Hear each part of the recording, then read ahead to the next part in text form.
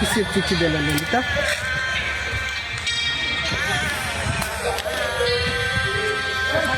বাড়ির ফ্যামিলির চাপে পড়ে আমি এই বিয়েটা করছি। সোনা, তুমি চিন্তা করো না, আমি এই পাঁঠার সাথে সংসার করব না। বাড়ির থেকে আসার সময় আমি অর্ধেক বিষ পান করেছি, আর বাকিটা তুমি করে নেবে। উপরে গিয়ে মিলন হবে আমাদের। আমি তোমার অপেক্ষায় থাকবো। ইতি তোমার ললিতা।